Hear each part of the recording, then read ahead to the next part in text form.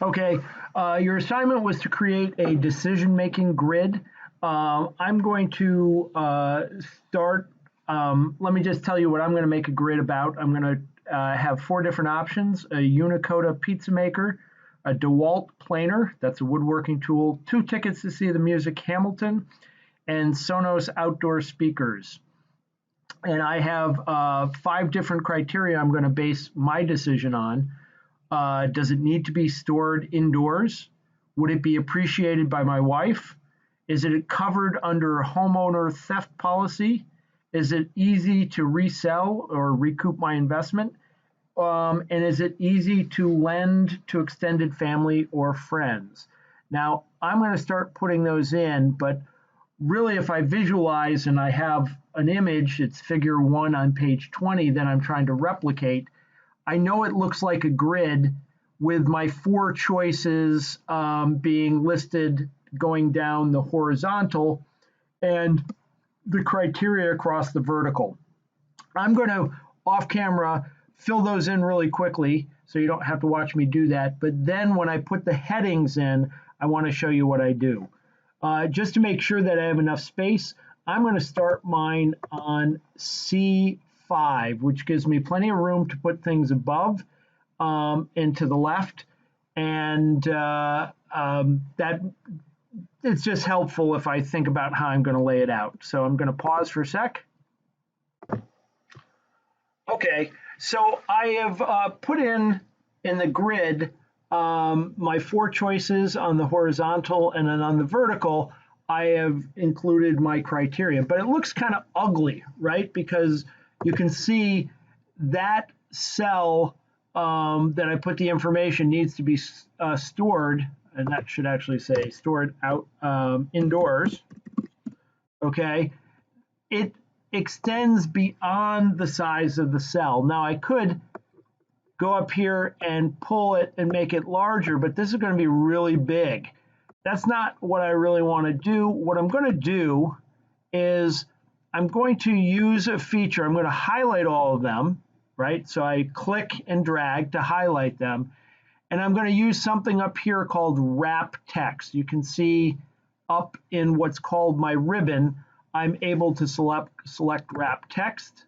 Okay, makes it a little better, but still a little ugly. I'm going to highlight all the columns up the top. The letters are columns, the numbers on the side are rows. So I highlight, so I click and drag, and then I'm going to expand them a little bit, and you can see that their size is a little better. And then the second thing I'm going to do, again, this is all just through clicking this ribbon above. Now, you may not see the ribbon. You may have to hit the home option up here to show your ribbon. But in class, I'll show you how to make sure your ribbon is appearing all the time. And I'm just going to hit these formatting tools under alignment. I'm going to center them and center them both directions. And you can see I've misspelled something, so I'll just go and fix that. Okay, now it's looking a lot better, except I have the same issue over here. I'm going to highlight all those cells, and whatever button I click is performed on all of those cells. So it's a great tool. I'm going to hit wrap text again. I'm going to spread it out a little bit, and I'm going to highlight those cells and do the same thing. Okay, they're not all uniform. That could be an issue, and I could go back and change it, but for right now, I'm good with that. Now, there was this thing up here, sorry, the heading is criteria on the table and the figure in the book, and I want that to cover over all 5 of these columns. So what I do is I'm going to click in the cell that has the word criteria, and then again, I'm going to hold it and drag along until I've highlighted all the columns that I want criteria to be centered over. And then there's a key up here called merge and center. and it tells you what it does as you hover over it. I'm going to click on that, and now criteria is going to be over that entire column. Now I can go and I can fill in each of these. Again, this decision-making grid is pretty simple in that it's yes and no's. That's probably how you've set yours up as well. Maybe you have yes, no, and undecided, or maybe, however you want to set it up. But I'm going to put the Unicoda maker, which is a gas pizza maker, needs to go indoors. So I'm going to say yes. Now we're going to see that's not very centered. How can I get it to be centered? Same thing. I go up here in my alignment tools and I press a button and it's going to center it in the middle of the cell. I can continue that. Okay, I'm not going to do it right now. What I do want to do is just show you quickly how you can work on the color scheme. Okay, I want all this to be, let's see. First of all, I'm actually going to do this. I want alternatives to match what's in. I'm going to do the merge and center again.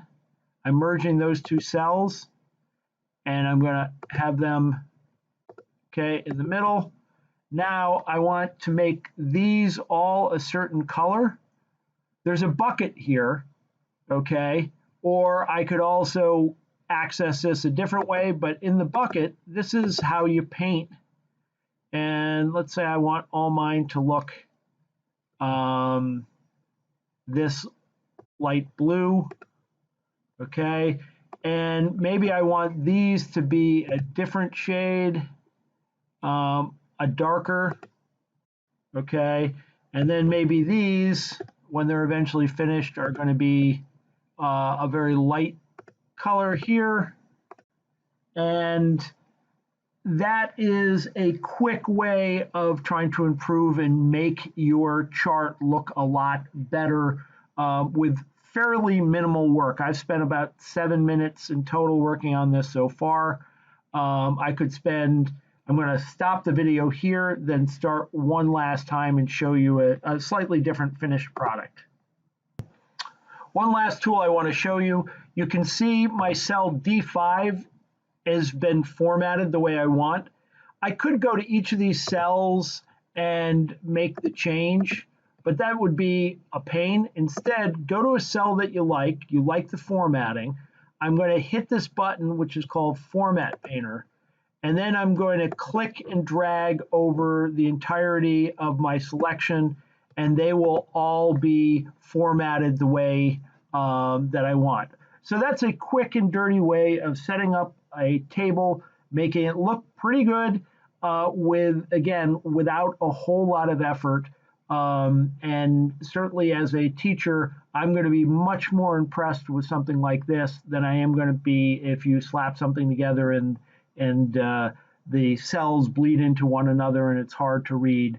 So thank you. If you have any questions, please email. We'll talk about this in class. Thanks.